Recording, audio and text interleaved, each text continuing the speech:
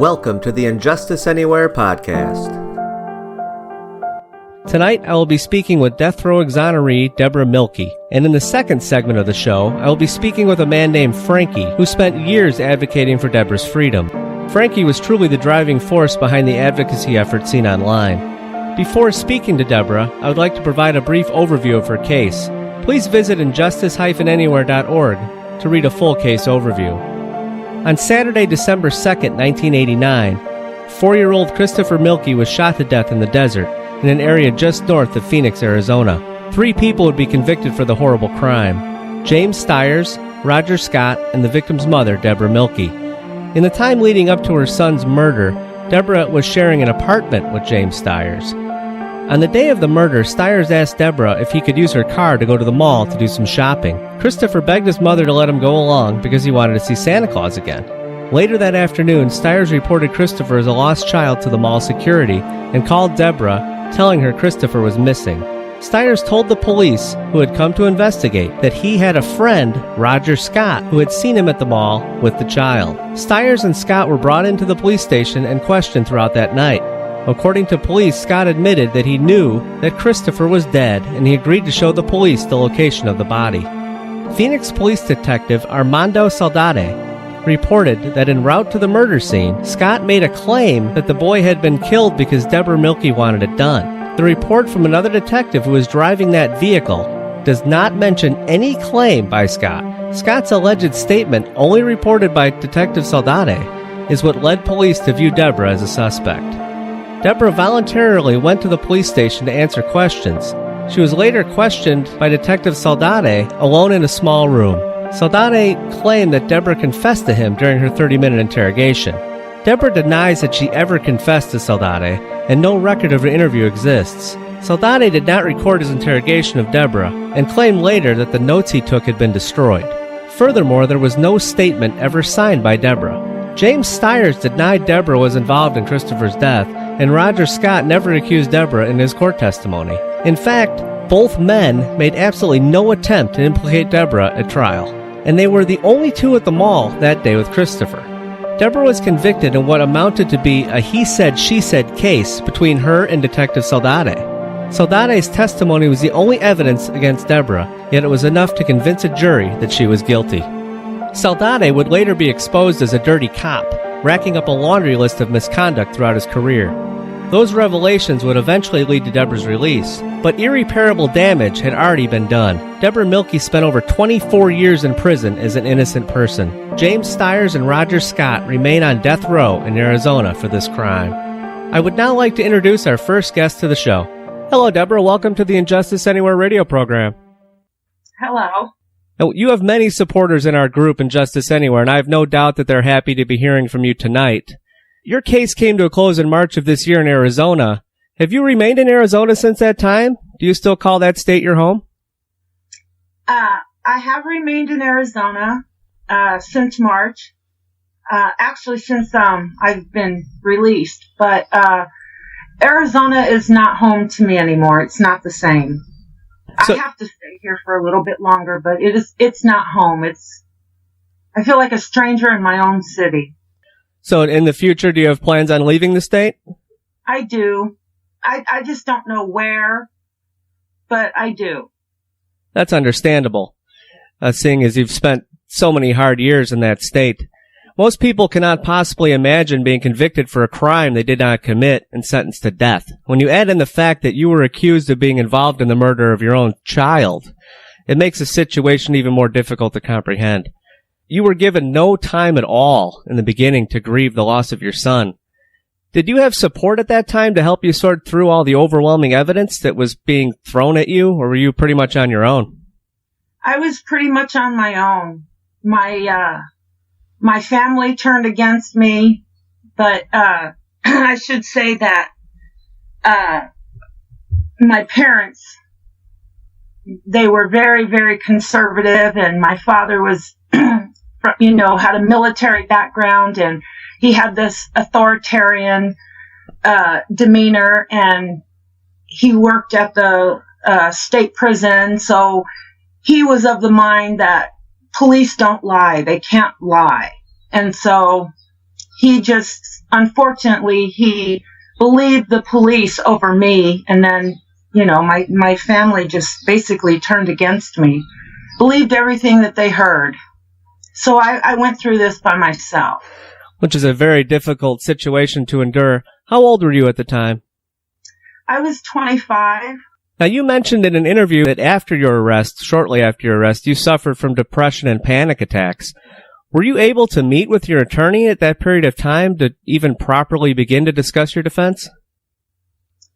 Are you talking about my trial lawyer? Your first trial lawyer, at the time of your arrest, you had mentioned that you had anxiety attacks and panic attacks. I did. While you were awaiting trial. Did this hinder your ability to participate in your own defense? Yes and no. I'd never been in the system before, so I didn't know how it operated. Back then, I was just very naive, and I did suffer from panic attacks and anxiety and depression, and it got to a point where I had to take medication for it. Now, were you given proper treatment for your depression while in the jail, waiting for trial? Yes, I was. Okay. Now, your trial was basically a he said, she said situation. As I mentioned in the intro tonight, the only evidence against you was an alleged confession that investigator Armando Saldate claimed to obtain from you in a closed room with no witnesses and no recording device. The confession lacked your signature as well, which came as no surprise to you, I'm sure. Right. With such flimsy evidence, were you confident when the trial began that things would work out okay? Well, I don't know about confident. Like I said, back then I was only 25 years old, and I knew I didn't confess. First of all, I wasn't involved in the crime. And then I did not confess to him. And I just assumed that once all this went to a trial, that a jury would see this, that they would see the obvious. So I believed back then that I would be found not guilty. And obviously, as we know, sitting here today, that was not the case. True. After you were found guilty, can you remember standing in court, hearing the judge sentence you to death? Or are those details too traumatic to recall? No, I remember her saying, I wasn't standing up, I was sitting down. And prior to my sentencing, because I was convicted in October, and then I had a sentencing date in January of the next year. And prior to that, my lawyer was prepping me to receive a life sentence. And he kept telling me, just because they give you a life sentence doesn't mean that's what it is. You have appeals and all that. And so I went into court thinking, okay, she's going to sentence me to life, but it's not going to be that way. And then it was very shocking when she sentenced me to death. I remember her saying it, but it was so surreal. It almost felt like an out-of-body experience. Now, before the actual conviction, was your attorney confident in the case, or was he preparing you all along for this possibility? No, I wouldn't say he was confident, and no, he was not preparing me for a loss. He did the best that he could, I guess, back then.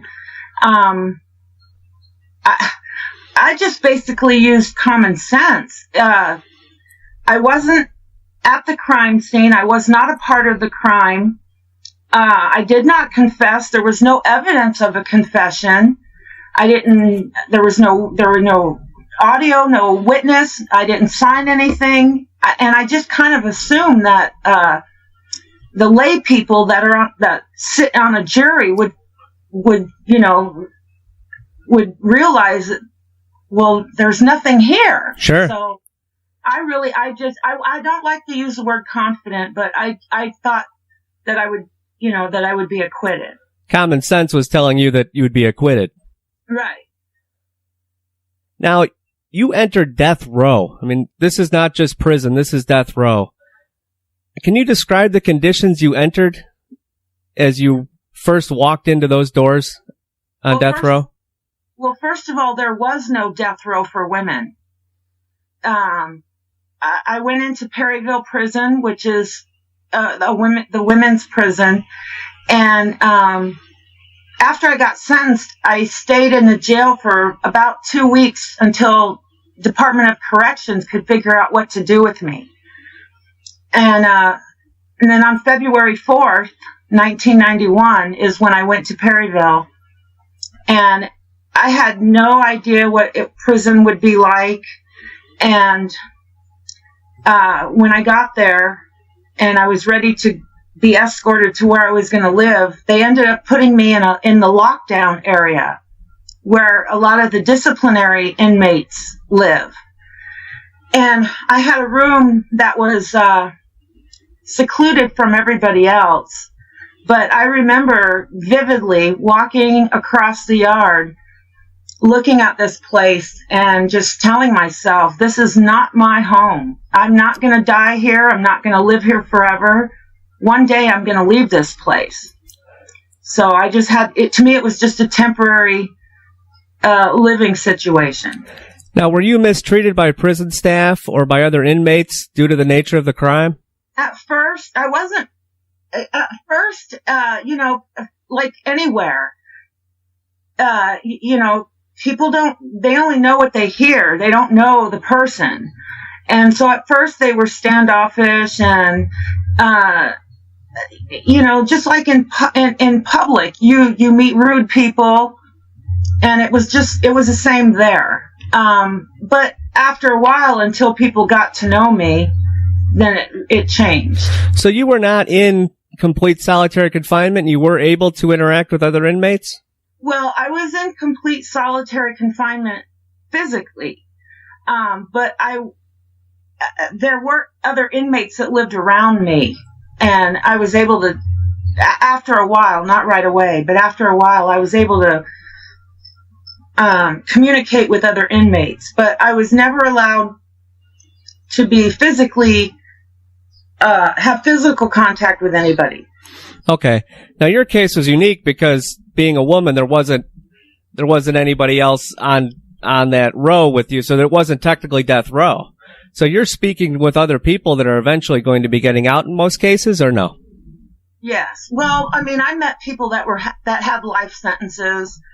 I met people that were convicted of murder and had life sentences. I met people that were what they call short timers, which, they did a few years and got out. Okay. So it was a little bit more unique for you than others I've spoken to on death row because of that situation. Now, were you allowed to have visitors? I was, but all my visits were non-contact. And you had family that was in Germany as well, so did you have active visitors coming to see you at those times?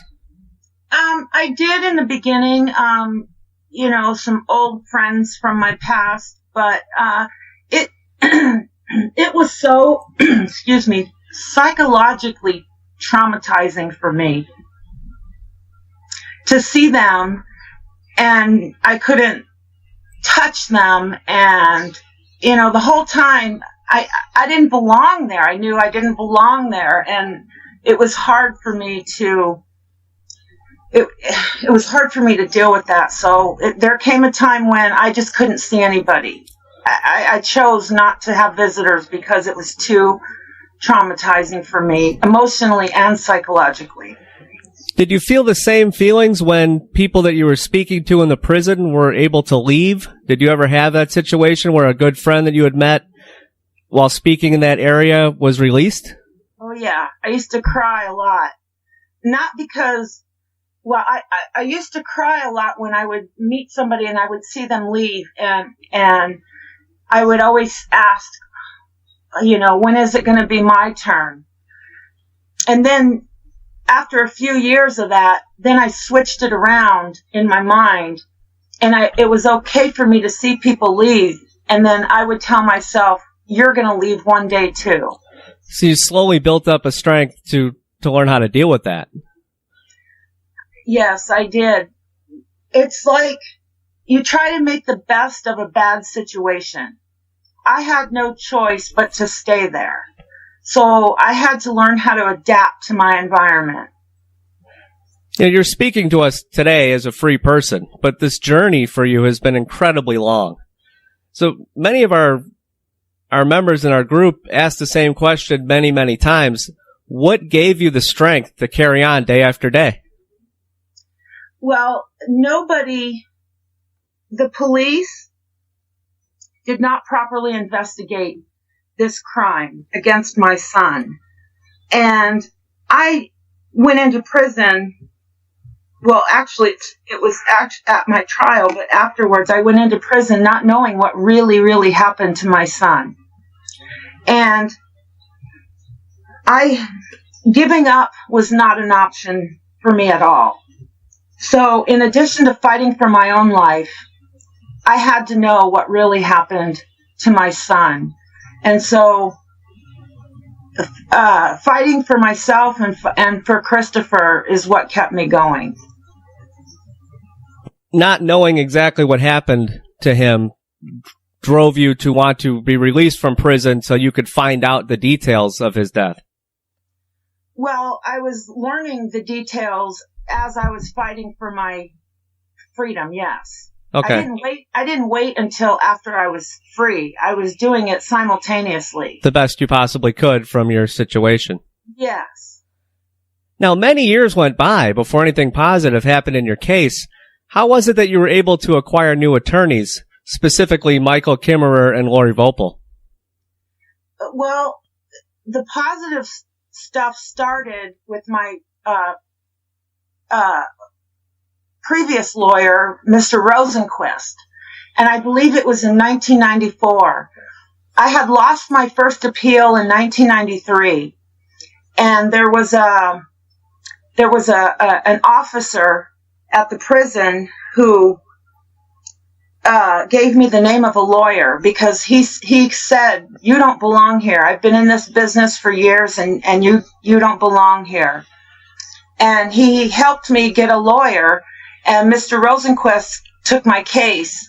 And when I first met him, I just told him, I said, I did not confess, and Detective Saldate is a liar, and if he did this to me, he must have done this to other people in the past.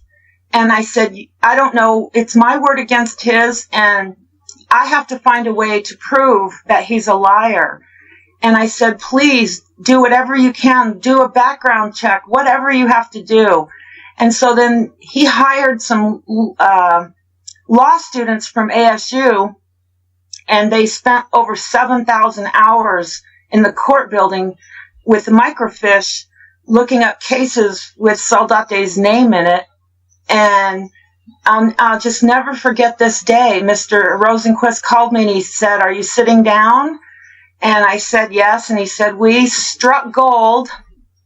And he said, we have over 18 cases. Well, actually, there were over 40, but 18 of them were homicide cases where Detective Saldate, lied. He fabricated evidence against people. He lied at grand juries, all of that. And I was so relieved. And at that moment, I felt vindicated. And then that's when my post-conviction relief appeal started. And I thought, okay, this is it. I'm going to win. But I didn't. I lost. That appeal was summarily dismissed. And what year was that? I believe that was in 1996. Now, is the attorney you mentioned here, was he currently working with the new attorneys that came on board, or was the case transferred? No, the case was eventually transferred. Okay. But that initial work done by the college students was incredibly important work. That was done by the previous attorney. Yes. Now that you are free, have you been able to get into contact with the individuals that did that work? Not the law students, no, but I have had contact with Mr. Rosenquist. Yes. Now, according to your attorney at the recent press conference, as much of it you've just mentioned now, Saldate had at least 20 marks on his record of misconduct. It's just incredible that was overlooked and hidden by the prosecution for so many years, because a lot of those cases came through the same office. So it's impossible that the prosecution did not have knowledge of his wrongdoing. True. And I wouldn't say it was overlooked. It was covered up. Covered up, exactly. And people need to keep in mind, like you said, the microfiche, that this information was not available on computers. It took many hours of research to uncover every case of misconduct against Saldate. That's true, yes.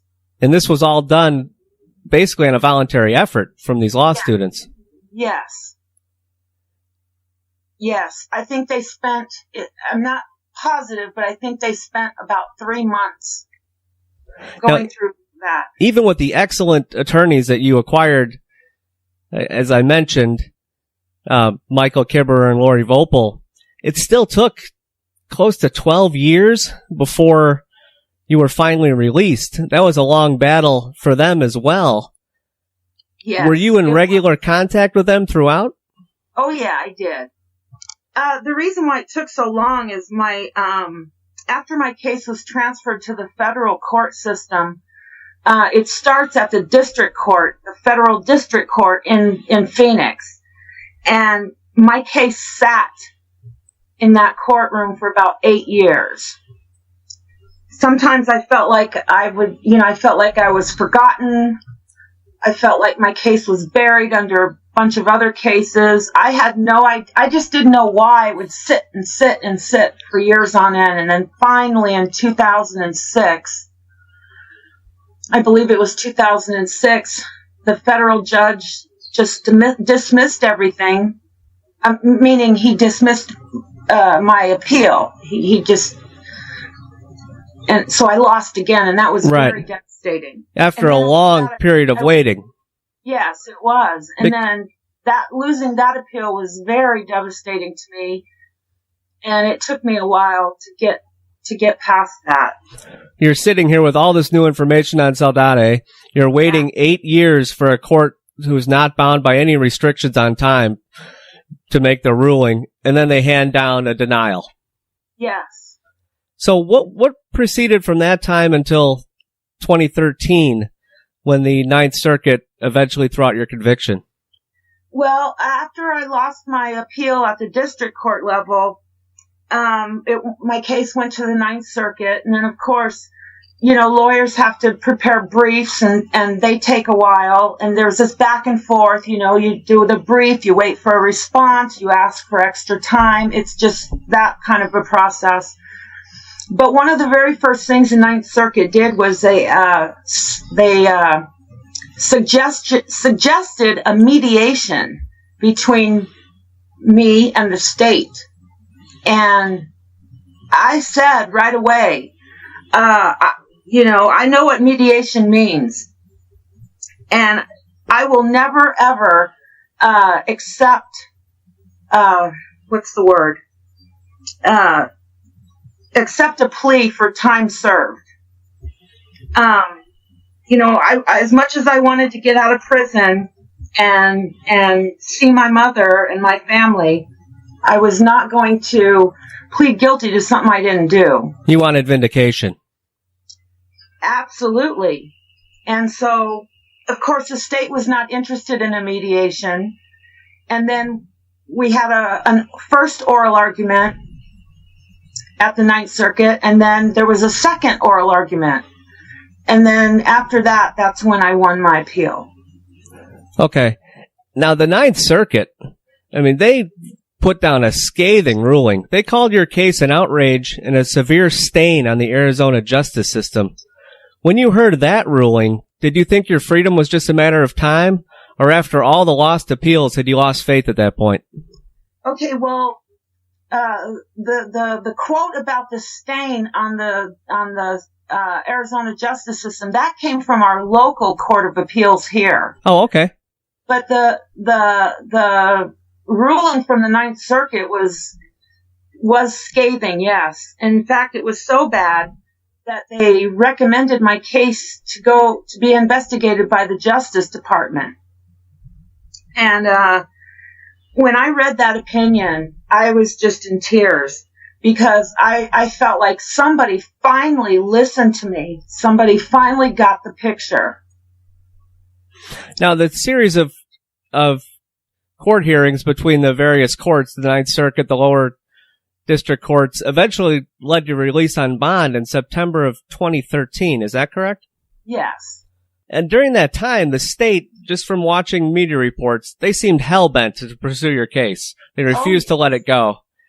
They actually wanted Saldate to testify at trial, which to me is absolutely ridiculous, knowing his history of misconduct. Were you surprised, even after everything you had seen, were you surprised to see the state going to such lengths? Part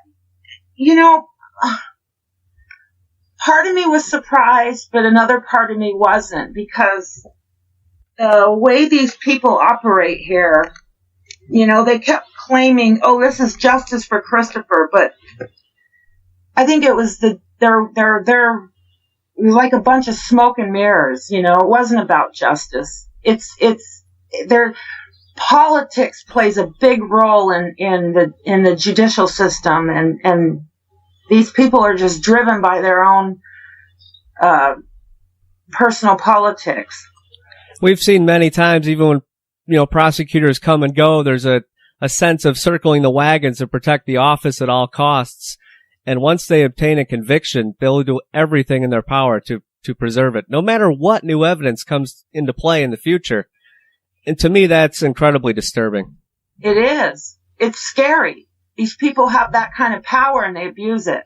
Thankfully, the state's efforts were stopped by the courts eventually, and your case came to a close. But once again, we watched the system move very slowly.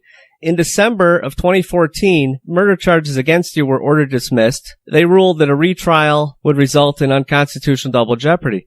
But even after that ruling, you continued to wait for the system to run its course. The Supreme Court had declined to review the case on March 17th of this year, finally leading to dismissal on March 23rd.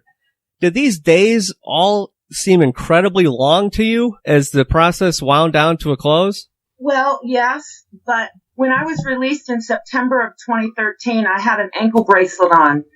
And most people might see that as confinement, but to me, my ankle bracelet represented freedom because I was able to get out and be with my mother. And yes, it was, all this dragging out. I was so used to it, so it didn't even faze me. And especially since I was free, so I really didn't mind. I mean, it didn't bother me as much because I was free waiting. When hearing your story of waiting 8 years for a decision, maybe the decisions didn't seem all that long in comparison to what you'd already gone through. True. Now, when you were released, you walked out to a completely different world than the one you were taken from over 2 decades ago. Can you recall the feelings you had the moment you officially were outside of those prison walls? Yes. My lawyers picked me up, and when I walked out of the jail, the very first thing I saw was these little cameras that they were holding, and they were taking video. And then I got into my lawyer's car, and it had a screen on it where you can back up and see what's behind you. I mean, and then he was talking on the Bluetooth, which at the time I didn't know what that was. And then when we pulled out of the jail facility, everything was so huge to me. I mean, the sky was so big, and the buildings and everything, and the traffic. It was all, it was very different. Now, you mentioned the technology in the car, just immediately what you were seeing. Were you able to keep up with technology somewhat by reading literature and watching television in prison, or was it really seeing it hands-on for the first time? Was that overwhelming? I was able to keep up with it by reading about it and seeing it on TV, but I didn't really understand it, but when I got out, I needed to show me how it works, and then I got it. So it came pretty quickly to you. It did. Here you are today talking on Skype. Well, I think Skype is the greatest invention. No, but even today, I still don't know everything there is to know. But I just take it at my own pace, because if I try to learn everything at once, I'd become overwhelmed. Sure. Now, you mentioned that ankle bracelet to you did signify a sign of freedom. Were you really able to have a complete sense of freedom before the final decision came down this March? Or are you just now feeling like you can begin to build a new life? No, now I can begin to build a new life. But back when I had the ankle bracelet on, it did represent freedom in a sense, because I got to be with my mother, spend time with my mother. But at first I was only restricted to the county. But if I wanted to travel somewhere, I would have to ask for permission. And then after that, the restrictions were lifted to where I could leave. I could travel anywhere within the state of Arizona, and then I did not have a curfew. Now, your case, as you know, and as anybody that's followed your case knows, really highlights the need for reform. Interrogations must be recorded, and prosecutors should be held accountable for their actions. When it comes to your interrogation, your questioning by Saldate, knowing what you know today, what advice can you give to others that may face similar circumstances? How can people possibly protect themselves from a bad cop like Saldate? Well, recording interrogations, especially in today's day and age, is a no-brainer. And it not only protects the person that's being accused of something, but it also protects the police. Because if it's recorded, there's this transparency. I don't know what to tell people how to protect themselves from a bad cop. I mean, it's always easy to say, don't say anything. But when you're being accused of something you didn't do, you have this natural reaction. Right. And of emotionally reacting. And your case was unique as well because of the circumstances. You had just lost your son. So it wasn't that you were being accused of robbing a grocery store. You were grieving at the same time you were being accused. Yes. But yes, that's true. It was a devastating shock. It was shocking to the core. I just really. Do you feel that situation gave more power to Saldate during the questioning? Oh yes, he took advantage of my emotional vulnerabilities. Absolutely. Well, we've seen from his history that he's a pro at acquiring bad information from interrogations, and several cases have been dismissed due to his misconduct. So there's no surprise there. The prosecutorial misconduct, to me, in your case, is beyond disturbing. If the information regarding Saldate was available at your trial, he would have been immediately discredited. Legislation must be created to hold prosecutors accountable in every state in this country. There are just no excuses for protecting corrupt prosecutors. This leads me to a question that I'm really not sure there's an answer for. I've asked other exonerees the same thing. Exonerations are becoming a regular occurrence these days. Time and time again, we see exonerees walk out of courtrooms calm and collected. What transformation takes place in the lives of exonerees like yourself to help control anger towards those that have taken so much from you? Well, I can't speak for other people, but for me personally, anger is a very heavy negative emotion. And, I don't know. I mean, don't get me wrong. I was very angry, and I had to figure out ways to deal with it. And I still feel anger, and I still find ways to deal with it, but I don't let it consume me, because so many years of my life were stolen. I can't get that back. I can't get my son back. It's not going to change anything. And so I just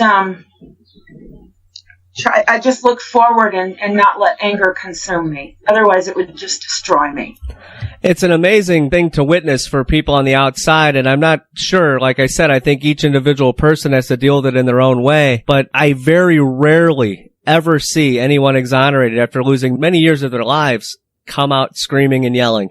So to me, it's just one of those things that it's an amazing act of self-control to be able to push forward with your life, and I think it takes an incredible amount of strength. Yes, it's true.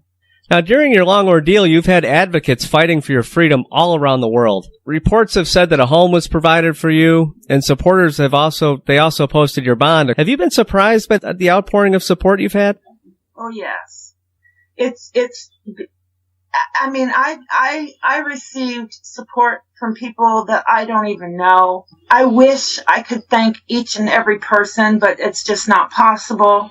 Yes, it was very overwhelming, very heartwarming, amazing to me that somebody would take the time out of their own life just to send, supportive words. I mean, that was very touching to me, and it still is. Now, the birth of social media has provided an excellent resource to help spread information. This entire process came about after you went into prison. I will be speaking to a man named Frankie in the final segment of this show. He has truly been the driving force behind the advocacy efforts for your case that we've seen online. While you were in prison, were you made aware of the wide-ranging support you had online? Yes, through Frankie. Okay, so you were in tune with what was going on, because that is something that you obviously had absolutely no contact with. Yes, and sometimes Frankie would send me, copies of emails or postings, and it was so deeply touching to me. And then there were times when it was so overwhelming, I couldn't read it all. The support has meant a great deal to me, and I'm extremely grateful for that. I'm thankful that Frankie was able to provide you with that information, maybe just to give you a little bit of support while you were waiting in prison. At your recent press conference, your attorney, Lori Vopel, mentioned the media storm that has surrounded your case. Do you feel that the media played a role in your conviction? Oh, yes. Yes. Because instead of reporting, I don't know, like journalists, a real journalist should, it almost seemed like it was so sensational, and it was at the level of what I call the rag sheets. And so, yes, they contributed to that. Now, other than a couple of opinion pieces in recent months, I have seen mostly positive coverage. Have you been treated well by the media now that you are free? Well, I only had my press conference, and after that, no one has bothered me. So that's a positive sign.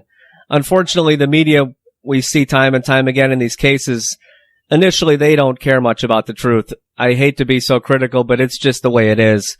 They sensationalize every case, and they often forget that there's a human being behind each and every case. The only way that anything like this would change is if it happened to them. Right, and unfortunately it would only change for that one journalist, because all the other journalists would just jump against him. Right. And that's the climate that they're in currently. And I don't know if there's really any way to change that. No, I don't see that changing. It's always the same thing. It's just a different case. I continue to see negative comments in the comment sections on articles online. Unfortunately, wrongful convictions cause irreparable damage. I say that all the time. Some will never see the truth in your case. You are free now, and you're certainly not obligated to continue defending yourself. Have you had to deal with anyone that continues to think you are guilty, or have you been able to steer clear of all that? Well, I don't read that stuff online. First of all, this is what I have to say to anybody who wants to be negative or mean-spirited. You did not walk in my shoes. You did not fight my fight. Everybody's entitled to an opinion, and you can have your opinion. I don't care. But I fought my fight, and I won. And there's a problem within our justice system, and fortunately you the negative person out there, you haven't been affected by it yet. And hopefully you never will be. You also mentioned at your press conference that this could happen to anyone. And like you just said, hopefully it won't happen to them. The truth is, it really can happen to anybody.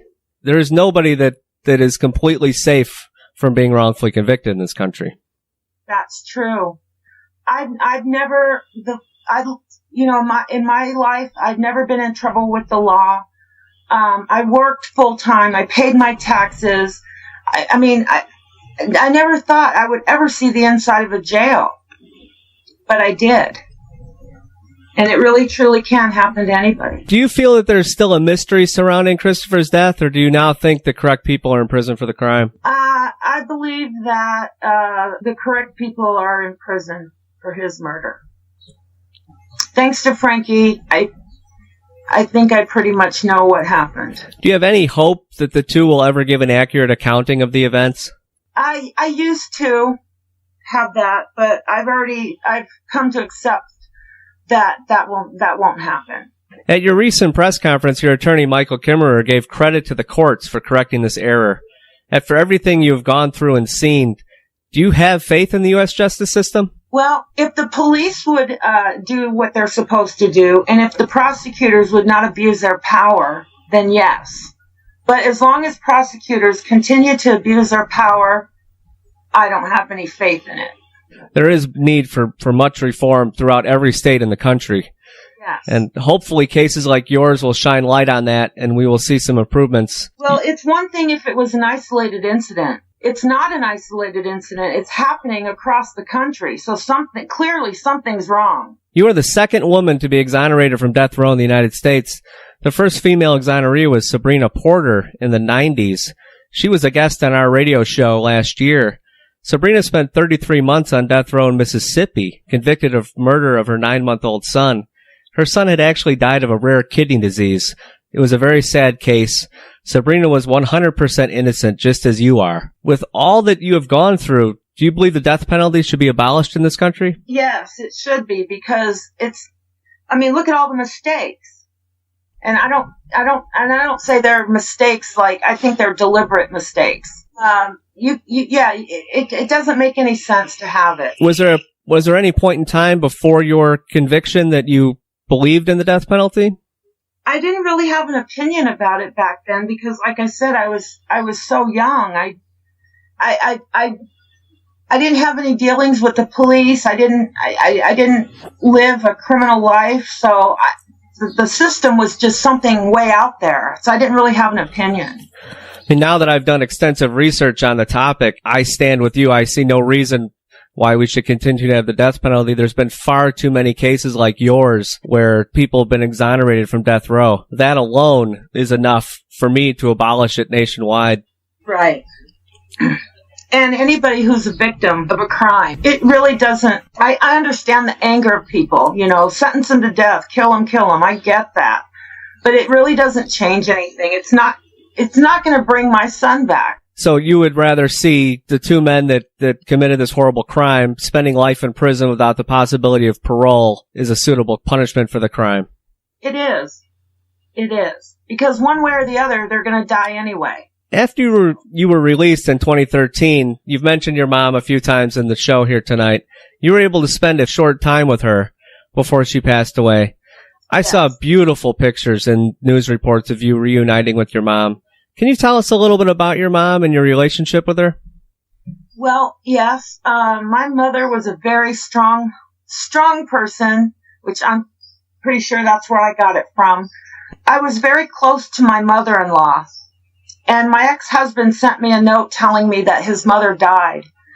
And it just devastated me. And I didn't know, I didn't have any contact with my mom at that time, and I just sent her a letter.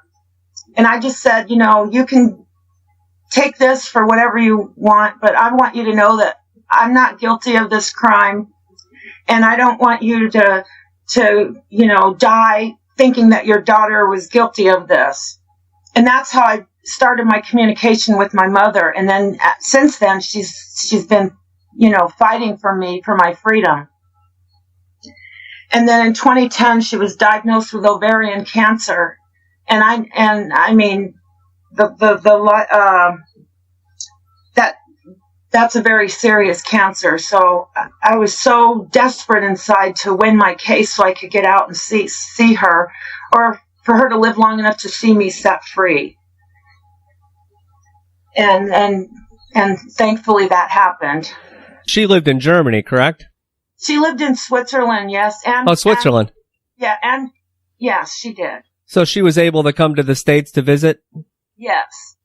And then, of course, Skype was available to you so you could keep in communication? Yes, and we Skyped every day. Well, that's good to hear. The technology helped you greatly. Yes, that's why I say Skype's the best invention. Have you been able to reconcile with family members that doubted your innocence now that you are free? No. My past is the past. So I just have my relatives that live in Germany, and I just look forward. And you keep moving forward. That's the only route you can take. Right. Now, your greatest loss has been the loss of your son, Christopher. What memories of Christopher do you cherish the most? All of them. All of them. I think about him every day. I look at photos of him. Sometimes, I look around at people that would be his age, or that, 30 years old, and I just kind of stop and look at these people that I think are about 30, and I just wonder what Christopher would have been like. And yeah, so every single memory I have of him, I cherish. Do you have any immediate plans for the future, or do you continue just to take it one day at a time? I just take it one day at a time. That's all I can do. Now, I read in an article that you had thought about moving back home to Germany. Is that still a possibility, or are you going to remain here in the United States? I'm not sure yet. I really don't know. I'm just like I said, taking one day at a time. I would just say it's a possibility. On a final note, and I know you cannot speak about it, but your attorneys have filed a civil lawsuit against the city of Phoenix. It's the police department, including individual detectives, the Maricopa County and County State's Attorney's Office. I want to say on behalf of all of us here at Injustice Anywhere, we wish you the best on that. People must be held accountable for their actions. Yes, thank you very much. I want to thank you for joining us tonight. It's been great talking to you. You've had an incredible amount of support from our group online. And I want you to know that we wish you all the best, and I hope you find many years of happiness in your life as you move forward. Thank you so much. Take care, Debra. Thank you for joining us tonight. Okay. I would like to introduce our second guest tonight. Hi, Frankie. Welcome to the Injustice Anywhere radio program. Hello, Bruce. How are you tonight? I'm great. Now that everything's resolved as far as Debra's case, everybody's relieved, everybody's happy. Now, you are joining us from Germany, correct? That's correct. Berlin.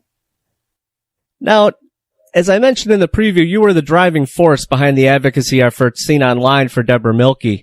How did you get involved with this case?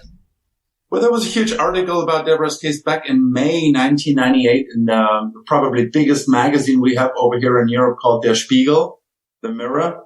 And that article raised a lot of questions. And what touched me, obviously, was the fact that the mother of Debra, Renate Janka, was a Berlin-born woman who happened to marry an American GI back in the early 60s.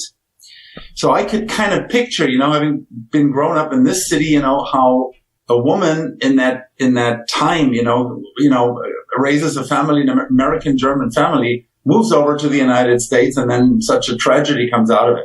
So that was very touching to me in a way. So the connection between Germany and the United States was a factor. Oh, yeah, definitely. Now, were you fluent in both languages before taking on this case? Well, not really fluent, but there was a lot I learned in the meantime, especially as far as the legal terms. But English per se was something that was always very close to my heart. Let's put it that way. Okay. Was this the first time that you had taken on an advocacy effort? No. Well, yes, in English, practically. I did have legal issues in German with my own company and this and that, but never in the criminal department. Okay. This was the first person, Debra was the first person that you had advocated for? Right. As far as really saying this woman is innocent, and a lot went horribly wrong here. Because these cases are intriguing to me, and I receive questions all the time asking me how I got involved. Yeah. And it is an interesting scenario for a person to take on a case and start advocating like you did for a complete stranger. What was it that initially stood out early on that made you realize Debra was indeed an innocent woman? Well, I have to say I kind of grew into this case. Firstly, I got acquainted with Debra's mother, Renata. I offered her to take over the website because there was a previous woman who helped doing that, and these efforts were terminated at the time. So I offered to take over the website and create a website about this case. Okay, so there was a website in play before you became involved? Yeah, well, the website was initially more or less registered by Renata Younger, which is debbymilke.com. Okay. But there was no content at the time, so we kind of tried to make it a readable thing like a representation of the case. And then Debbie and I started corresponding intensely in 2000. And, well, then she asked me, well, why don't you want to come over? Which I did in October 2000. And from that point on, I started reading and researching a lot myself, which kind of dug me even more into this case. So in October of 2000, did you come to visit the United States, or you officially moved here? No. I visited Debra in prison. And on that occasion, I got to read original documents from the previous legal representation and, more official documents about the case. And that's when I started noticing that there were huge discrepancies. Okay. Do you have any legal background, or is this all just looking at it in layman's terms? It's just logic. It's just merely logic. Something I say all the time. It's just common sense in many of these cases. It doesn't take a law degree to see that something horrible has taken place. Well, sometimes you have to find where it is. But let me give you a brief example. What I was just saying pertained to the police report, but we do know that in Debra's case, we have a crucial cop, a guy named Armando Saldate. And I did know his police report about his conversation that he had with Debra's sister, Sandy Pickenpaul. Now, when I came to the States in connection with Debra's case for the very first time, I had the chance to read the original verbatim transcript of a tape that was recorded with this interview, with this conversation they had. And I noticed instantly that there were huge discrepancies. In other words, whatever Saldate later penned in his police report did not match the transcript. Now, did your work on the case, was it able to be used by the defense in Debbie's appeals? Well, as far as researching and digging through the file, that continued in 2001, and I made a lot of that stuff available to the attorneys, much of which they used eventually in legal briefs. Okay, so the advocacy initially, Debra needed support in the public, but also the advocacy efforts do sometimes lead to actually helping the case on appeal. Absolutely. Now, the website that you had available online was a treasure trove of information for this case. Was that something that was built over time, or were you able to, did you just dive in and put that online early on, or was it really something you had to investigate for years and years to uncover all that information? Well, even though it's so intriguingly big and huge, it didn't take that long. Especially in 2001, there was a situation when the file was turned over from the previous legal representation to our new attorneys. And we had to find that the file was, excuse me, but I have to say it was a mess. And I wonder how a death penalty case can actually be handled when the file is in such a condition. That's my personal opinion about it. It's incredible to see sometimes, isn't it? It is incredible. And I'll tell you what, I heard about more cases where the same thing happens all the time, that, sometimes the attorneys don't see the forest for the trees. Now, files are available online in most states currently today in 2015. Was that the case in 2000? No. When the thing is, what is available usually are just the file briefs.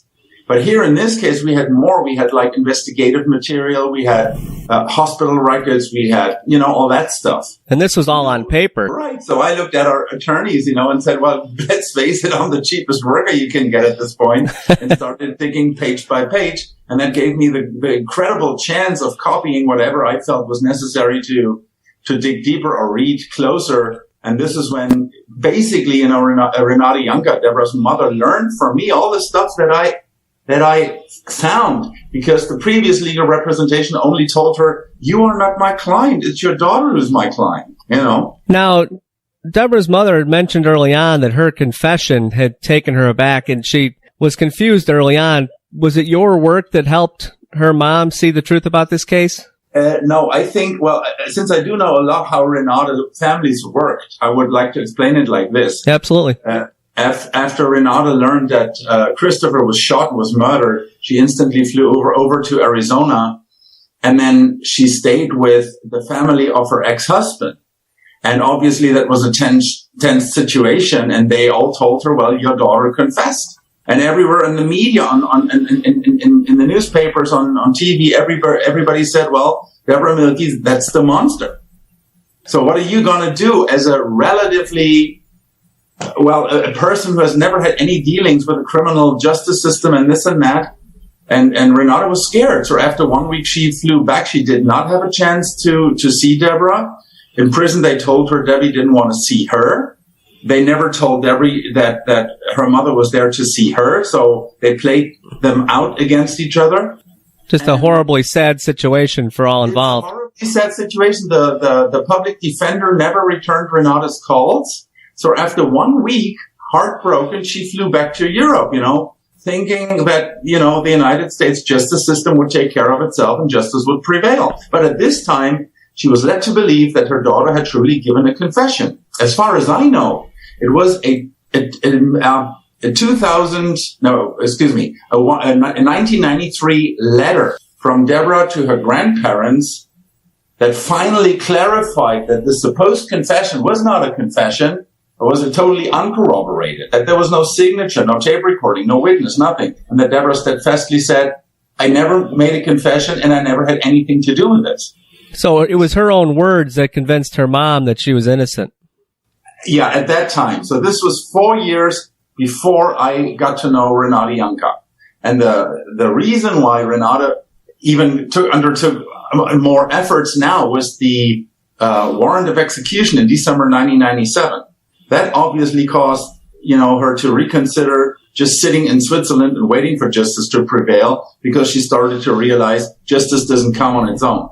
You have to do something about it. Right. Now, was the support strong in both countries when it came to the visitors you were seeing on the website? No, I would always say that over here, you never had to convince anybody. You just have to say, well, it's a confession that's not signed. And everybody will tell you, okay, I know. Now, what struck us odd, and that it was difficult to deal with, is as Europeans, that Americans very often have a much stronger tendency to believe in authorities. Which is certainly in this case, it was a he said, she said, but she was up against a police officer. Yeah, well, the first thing is what is totally beyond me is how can a judge possibly accept an uncorroborated confession, that police report, as the only piece of evidence? Now, do you feel that the opinions in Germany were based on the death penalty as well, or do you think it was strictly on the actual evidence? I will tell you, firstly, of course, some people who don't really bother about the details of the case, they will certainly condemn the death penalty. But more people through the German pages we had on debbiemilke.com as well, learned how the case actually went. There were TV appearances of Renata, of me in German TV shows, in talk shows, to explain how the case actually went. And like I said, you just have to mention to Europeans it's an uncorroborated confession. Sure. And that's pretty much it. And that's all you need for people to realize, something goes wrong here. In recent years in the United States, the support for Debra has been strong. You put a series of videos on YouTube that I thought were incredibly effective. How did that whole idea come about? What made you decide to do the YouTube videos? Quite frankly, I was always looking for an American to do them. Because I never, even though I do know that people understand me, I would have preferred, a Native American to be the host to these videos. I never found anybody who wanted to do it. And so I suggested to Debbie, well, would you mind if I do them alone? So I don't think that she's seen all of them. I know that she's seen one of them. In total, we have 6 episodes that, slice the entire case up in different parts, so people can understand bit by bit, how all this went. Well, if it helped people to understand what this case was about, then I'll be more than glad. Now, are those videos still available online today? I took them off right now because in the civil proceedings, the attorneys were asking to remove literally everything. I could make them available. I believe they're still streaming from your website, from Justice Anywhere. Okay. They're not, those actual videos aren't there now. That's why I asked the question. And I did think that it was possible that the civil suit was playing some bearing on that. Yeah, that's the reason. I basically took everything off, and in fact, I will let Debra Milke or DebbieMilke.com run out now, since there is no need for that anymore. Right. She's a free woman. There's no need to defend herself. Now it's time for others to be held accountable for what was done to her. Yeah. Now, do you advocate for any other cases? Has this led you to take an interest in other wrongful convictions? Well, the thing is, what I always said to our friend Luca is that I'm not an activist. An activist I would describe as somebody who takes care of more cases, but probably not as much of the details. This was just one case that really caught your attention. I thought to myself, and that was my personal attitude, I'm taking care of one case, and that is where I'm going to be most effective. Well, I think you were pretty darn effective, especially for the supporters in the United States. I mean, you provided extensive information. I would like to say one thing. You probably heard about the case. There's another highly questionable case of a German citizen. That is a guy named Jens Söring. And Jens is incarcerated, but he does not have the death penalty. He has twice life. And he was convicted based on a confession which he gave in order to protect his then girlfriend, who had murdered her parents. And he's incarcerated in South Virginia. So he's a native German that's in South Virginia? He is incarcerated in South Virginia now, right. He was always thinking back then that as the son of a diplomat, he would enjoy diplomatic immunity. Well, he was wrong on that one. So that's a case that we should take a look at. Well, that is a case that I find highly interesting. And yet again, one of those things that, well, even though there is a confession in play, does not mean that the confession is truthful. In this case, the guy truly gave a confession, and he always admitted to that. Now, are you still, I imagine you're still in regular contact with Debra. Do you have plans to visit the States anytime in the future? Well, the other way around. She will come to Europe. So she's going to come visit you in Germany. She's going to come visit. She has family here that she's going to see. She wants to be at the grave of her mother. These kind of things, which I think is great, because I think she needs getting away from the States for some time, and that she will have a completely different approach when she returns home. I'm sure you've built a lifelong friendship with her now, and that's something positive that has come out of this. She has built friends, and hopefully they will be able to help her to move on and build a new life. Well, she made many friends over the years, and it's incredible for her now to basically get to see these people in person, So I think that'll be great when she arrives here in Germany and sees all those people that she's been in touch with and communicating with for so many years. Bruce, I would like to add something at this point, something I would like to say to people who are concerned. Sure. You're probably aware that there are some people out there who all feel that they have a say about Debra's case, who all feel that they should publish something, right? Sure. That's now. People latch on. What I would just like to say that please consider, not as far as Debra's case, that turned out good, but please consider that the more people do that, the more you take the focused attention away from the public. When you have like 5 or 10 different sources of information, everybody tells you something else, you're not helping the person in question at all. And what ways do you mean? Well, I'm just meaning that as far as Debra, for instance, I do know, or I am aware, or was aware, that there were 5 or 6 different Facebook pages open. There are a couple of different websites open. I'm just saying that without the person in question, without the defense camp of the person in question, these kind of efforts, even though they may be meant well, could very easily backfire, especially if different opinions and different interpretations and this and that are published, so the broad public might be confused about what source really to believe. Too many various opinions. We saw that with the Amanda Knox case. There was literally hundreds of Facebook pages. Right. And it does cause confusion. Suppress it, but at least I'd like to say it that even though these people think they help, they may not necessarily help. So the key here is for anybody that wants to support a case, they should support the website that is approved by and supported by the defendant themselves. the attorneys, the defense attorneys. Often the attorneys we've seen, they don't always embrace the public support, but then in the end, they kind of change their tune. I think there's still a waiting period here to see how social media plays out when it comes to wrongful convictions, because we're seeing exonerations almost on a weekly basis now throughout our country. Correct. And this was never the case before information was readily available to the public. Yeah. So there are vast benefits as well. But I do think that you're right. I do think the focus needs to be in the right place. I'm not saying that getting the information out on social media is wrong. I'm just saying it should be well considered and it should all come from the same corner. If there are too many voices speaking, in the end, you don't get the sentence. Absolutely. And I do think we saw that. We talked about it many, many times with the Knox case. As you'd come on Facebook, you'd put her name in and it would pull up 30 pages. Right. Who's telling the truth? For me, the website helped comparing documents with each other. You could see this document claimed this, that document claimed that, and you could show the people where the discrepancies are. As you know, in Debra's case, there is the prosecution drew a timeline, and that timeline is in contrast with police records. Therefore, the scenario of the prosecution is wrong. That's easy. Now, I did mention to Debra in closing here, I'd like to get your opinion on it.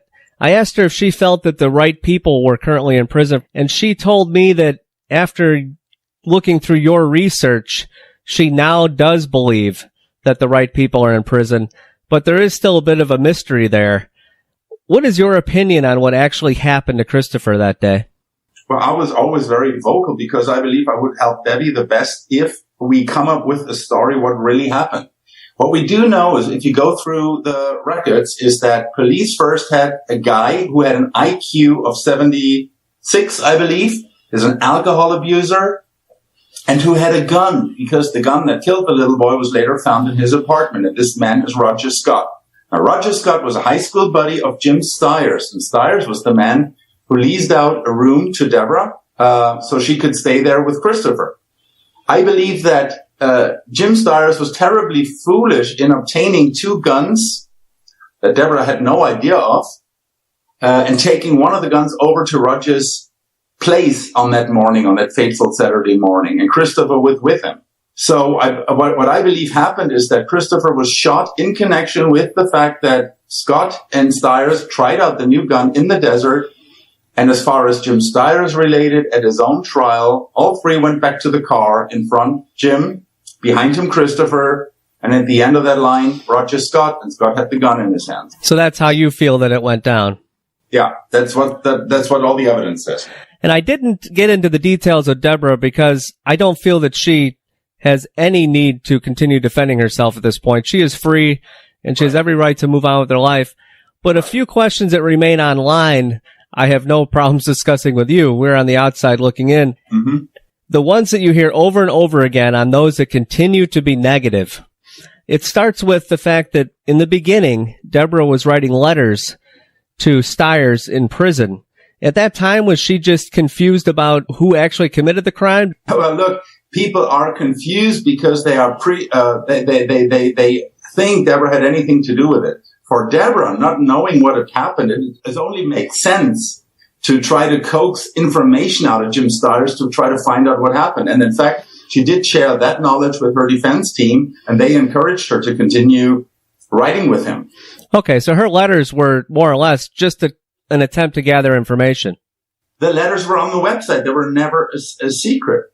Oh, no, they're absolutely not a secret, but they continue to come up in conversations with people that will forever be latched onto this case, because that's what happens in cases like this. You have a small group of people that will never, ever give it up. And I call that irreparable damage. It just cannot be corrected. Bruce, let me tell you something else as a response to this. If the system was in any way perfect, the other two cases would automatically be reopened. And the fact that the system does not do that shows the cover-up. This is not even third world standard. You cannot possibly convict two people on the claim of a conspiracy, then the verdict of the first of the supposed mastermind is dismissed, and the other cases stand. That shows Absolutely. How the system is. And that is the response to that question pertaining to the letters.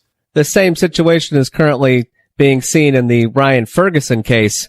He was convicted along with another man in the murder of a newspaper reporter. He has since been exonerated, but the other man remains in prison. In fact, I'm sorry, but over here, I do know that in a murder case, you would not divide it into 3 different trials. That was the first source of error.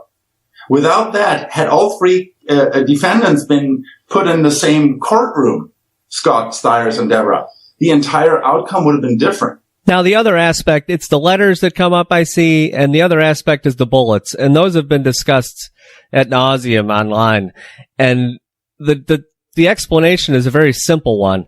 Can you explain one last time for our listeners how the bullets came to be in Debra's purse? It's especially County Prosecutor Bill Montgomery always sees that there is some evidence in that. What happened really? Debra, while doing laundry in the apartment, Debra found that sealed box of bullets. In other words, that box was not open. She found it while she was doing laundry, and in order for the bullets not to lie around, she shoved them in her purse, which she had on her, couch or whatever. And then she continued doing laundry. And the next thing that happened is all of a sudden, Stiers calls and tells her that Christopher is missing from the mall. Now, she always had that sealed box of bullets in her purse. There was no connection to the murder scene. So my question to those people who question about the bullets is, what do you do with a sealed box of bullets? Throw it at somebody's head? And they were still at the house. They had absolutely nothing to do with the crime. Right, at this point, and even worse, on the next day, when Debra went to Florence to be with the family of her father, and she was asked to come down to the Pinal County Sheriff's Office, she still had the box of bullets in her purse. Now, do you really believe that a box of bullets which had anything to do with the killing, you would bring it to a sheriff's office? Hardly. So it's just another debunked talking point from the few detractors that remain.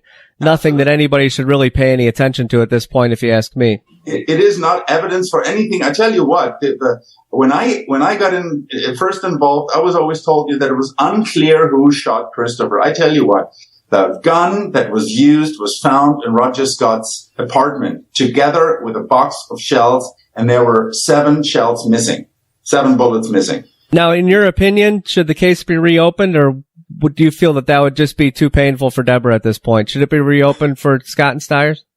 Well, I think for the sake of justice, for the sake of finding out what really happened, it should be reopened. I think what would come out is that Jim Stiers was foolish and irresponsible, and he should be punished for it. That's why I'm saying, okay, give the man 10 years, 15 years, 20 years, that's fine, but not the death penalty. And I think Roger Scott was right where he belongs. I asked Debra the same question. Being a native of Germany, how do you feel about the death penalty in the United States? Should it be abolished nationwide? Well, the thing is, I understand people who are angry and this and that and want revenge or retaliation. Yeah, I could see that point. I was on a TV show where they made a survey, and that was the result that came out, that 60% were advocated for the death penalty. The thing is, if you see how it's handled in the United States, it scares the shit out of you. And it should never be administered like that, if you really have the death penalty. I mean, for things like, let's say, Timothy McVeigh, the Oklahoma City bomber, people like that who admit and who actually want to be put to death, okay, but not in the way that it's handled in the States nowadays. Yeah, my thoughts on it have changed drastically over the past 3 or 4 years as I've researched it. I used to, kind of like Debra, I didn't really have an opinion on it. Yeah. I just thought that's the law, that's the way it is. But the more I see the misconduct and the corruption and more exonerees year after year after year, I have to advocate for the death penalty to be ended in our country. Yeah, right. And it's happening state by state, slowly but surely. Yeah. It's going to happen eventually. Right. I mean, the claim of a society to live in safety and everything, you meet that standard by putting these people in prison and keeping them there. And to say that it's cheaper to kill them is just an uneducated claim which has no foundation, because every death penalty case costs 100 times more than a regular life sentence. Sure, the statistics don't lie. We spend far much. People don't know that. It still amazes me how stupid people are sometimes. No, that's exactly true. It should be said, because people just don't pay attention. I want to thank you personally from myself and from everybody here at Injustice Anywhere for all that you have done to help educate us on this case. You truly brought the facts to all of us and brought an understanding that Debra is 100% innocent. So I want to thank you for that. Absolutely. Okay. Thank you for having me, Bruce. Sure. Thank you for joining us. Have a good night. Debra's case was an Injustice Anywhere featured case. Please visit injustice-anywhere.org to learn more about our featured cases. And please take a moment to click on the Club 22 logo at the bottom of our homepage to learn more about Lauryn Hill. Once you do, you may feel the need to help her cause. I certainly know I did. Please join us again next week, same time and channel. Thank you for tuning in. Good night.